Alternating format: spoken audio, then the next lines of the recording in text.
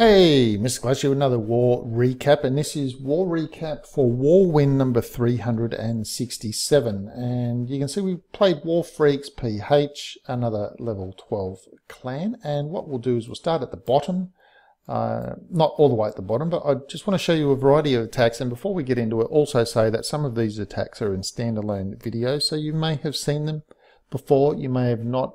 And in that case, they had a few extra explanations and things like that, and where they are in standalone videos I'll place the link in the description below. So the first one we'll do here is base number 11. Again, just to let you know that there will be a variety of attacks shown. Now before we have a look at this one, it's an internet base. This clan did use quite a few internet bases, so take that into consideration, but people still need to know how to attack these. Have a look at his walls in the middle. They are level 4 walls. They are not Lego walls, as you might find at 10 or 9. They're level 4 walls, and he's put them in the middle to try and trick us. This will be a queen pop. Now, I've queen popped this base before with an outside queen. Generally, what you should be doing if there's an outside queen down here, like you see here, lure the clan castle, drop the archer on this builder's hut at the bottom, and do the killing down here. Drop your king. Your king will go in, take care of the queen. Your archer will take care of some, and the king will also take care of some of this stuff, and your archer will come in, and she might even take out some of these archer towers, not tables, as well. But anyway, we'll see what he does here. Now he does have a skeleton spell for the queen, which can be a good idea on a queen pop if you want to have assist to try and assist to kill the queen. But you'll see what happens when he tries to use the skeleton spell. I'll just speed it up a little bit. We'll just go at double the speed so that we're not going to be sitting here for 20 minutes while we go through all of the attacks that I'll be showing you. So Lava Hound's gone in, and look at the damage. This queen is just going to follow the Lava Hound. It's only a low level queen. And now if you wanted to take out that sweeper coming in, that was not really an issue because it could be the first place that you drop balloons. So the sweeper didn't need to drop the heroes over there to take out the sweeper. Would have got more benefit from taking out the queen. So we'll just coming in for this last minute of the attack. Now watch what he's going to do with the skeleton spell. He's still got the skeleton spell. Queen's jumping over, and almost there, almost there. When's he going to drop it? There it goes. He's dropped it, and now she's run away.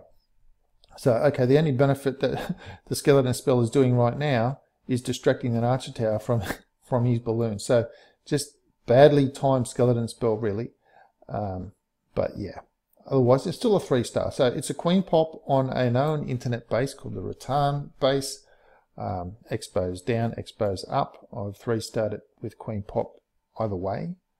And it can actually be a little bit tricky to hog this base because all these little spaces here have spring traps, and there's nothing you can do to avoid them. So you will trigger those.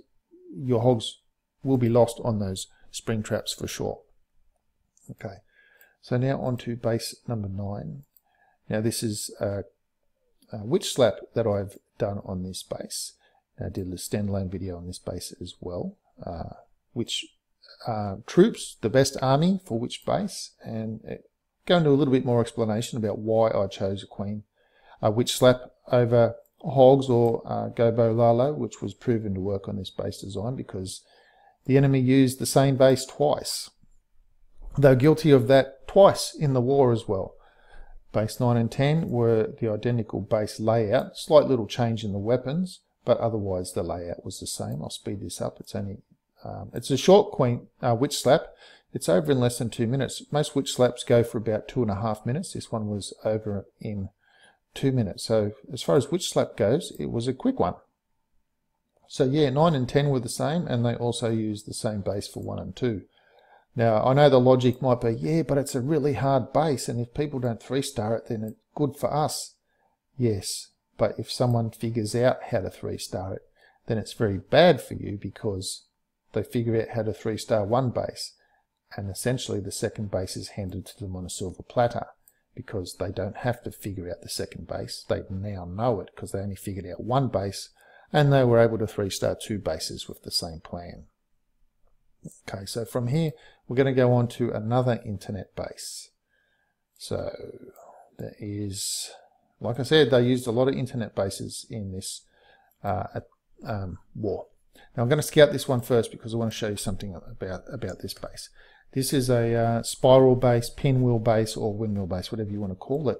Normally the Teslas are in this location, and as far as this base is concerned, the bombs would be here.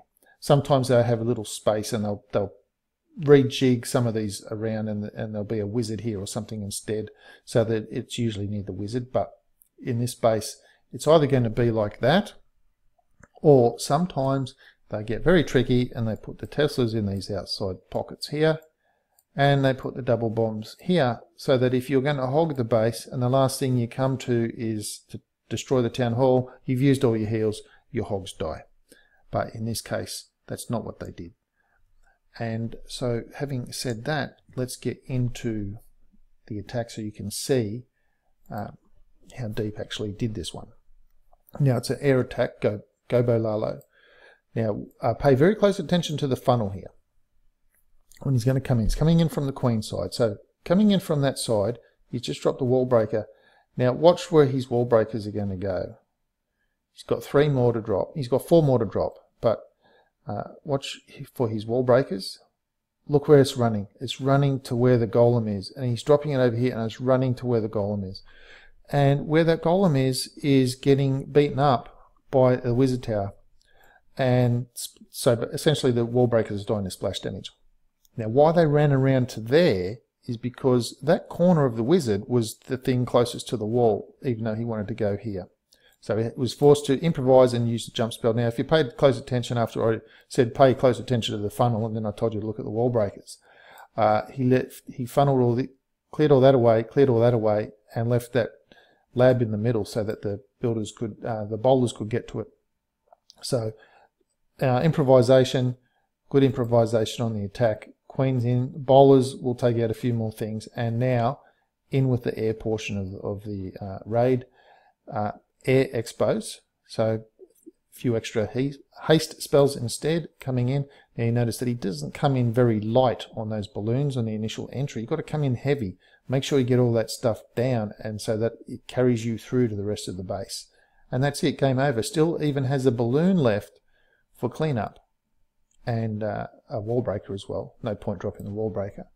I would, but there's no point here. And he also had archers for the corner builder huts, so that's something to keep in mind for all of your attacks. If you see archers in the corner builder huts and you can't use it as a stepping stone to drop a wizard on that hut, and then the wizard jumps forward to help clean up, create a funnel, then you need to think, what am I going to do for the corner builder huts? Because I don't want balloons to path around after they've destroyed the base, because they run out of time. Now notice how I'm deploying the wizards here from the outside in. Now the logic behind that is they path in. So you see these wizards here pathing in, coming in. So I've got 3 wizards that have pathed in. So that's how I'm getting double duty for my wizards. Not only did they provide some cleanup, but the way I deployed them, they path into the base. And now they can help take out the clan castle. I've got the double poison in the clan castle, and then also some of the other weapons with the queen.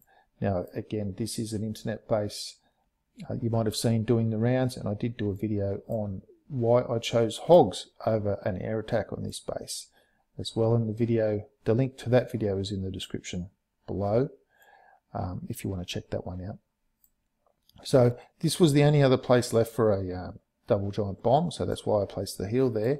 And I placed the clan castle hogs over here because coming directly at that cannon, I thought there might be a jump spell. And so I wanted them to path in from the side. That's why I placed the hogs over there, in case you're wondering that. And that's it. Game over for this. Queen's on the outside, just doing a little bit of tidy up. And I've got plenty of hogs left. I've got some wizards there. I sent the wall breaker in to see if I could damage this elixir storage with a little bit of splash damage. But yeah, that wasn't going to happen too much. And that's it. Game over for that base. Another 3-star. Like I said, they used a lot of internet bases. So, and on to the last attack for this recap will be Weapon X's attack on this base. Now it's a ring base. Now this is also in a standalone video. Now the thing with the ring base, you need, if you're going to come in with Valkyries, as I explained, you need to clear a path on either side from the middle and then jump in to the middle. And you're going to see that in this attack. And you'll be seeing something else in this attack as well. And I'll just keep it running at normal speed until I want to show you how he breaks into the wall. So these are the little things to keep in mind, that if you need to do certain things, then there are ways and means and little tricks and things that you can use to go about them. So he's got the wizard taking out this storage up here, because it's going to need to be done. Get the wizard on it now. He's taking out the camp, taking out the storage. Anything that might get the queen to keep walking around the wall is gone. Okay, so wizard on the queen. The wizard will be on the queen. Now he needs to break in. Sends a giant in. Giant distracts weapons. Wall breakers come into the wall. The wall becomes open. Now the queen has to path in, because the nearest thing after the pump is the cannon. So in she goes. So that's a little trick to keep up your sleeve. Another one is, if you can't do it like that, like you saw how on the previous attack, how there was a golem at the wall and the wall breakers were just going under the wizard and dying from wizard splash damage. So if you think, I'll send a giant and the wizard will, no, because it dies from splash damage from the wizard. In that case, if that's the only option you have, don't send a giant in at that wizard, send in a hog, because the hog will be on the inside of the wall and the wizard will be shooting the hog on the inside of the wall. So here come the Valkyries, jump, rage, freeze, 2 expos and an inferno. Fantastic value out of that freeze spell. So yeah, if you had the hogs on the inside of the wall getting shot by a wizard, and then the bowlers on the wall breakers on the outside blowing up the wall. So that's another little trick to keep up your sleeve as well. You don't come across that too often, but so I can't really do a video on that because we don't really see that too often, but that's just something to keep up your sleeve and those chances that you do. So that is that. Last attack of the war, and that is pretty well how you take out all ring bases. Have a look at the statistics before we head on off. 30 attacks used. We only had one base we didn't 3-star. 27 attacks won, 3 attacks lost. Usually when we lose an attack, it's only because it's a Town Hall 8 scouting up higher, or a very low Town Hall 9 or something. Just doing scout attacks. 14 3-stars, 1 2-star attack, so you can see the percentages and things and whatnot there. 98.1%, actually at the top 98.13% total destruction. That was only one base that wasn't 3-starred. And that is it. That is war win number 367 for the clan. So all that's left is to ask the question of the day, and that is, you've seen that what a mountain looks like, right?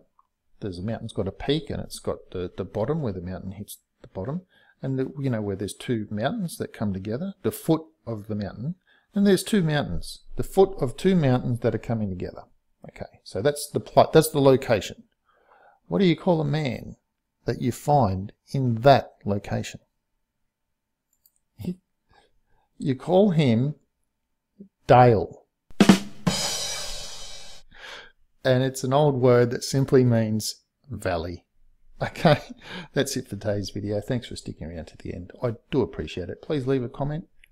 Let me know what you thought of the war attack or the recap, or anything in general to do with war recaps or any of the attacks you've seen here. Please subscribe to the channel if you haven't already, and I'll see you in the next video.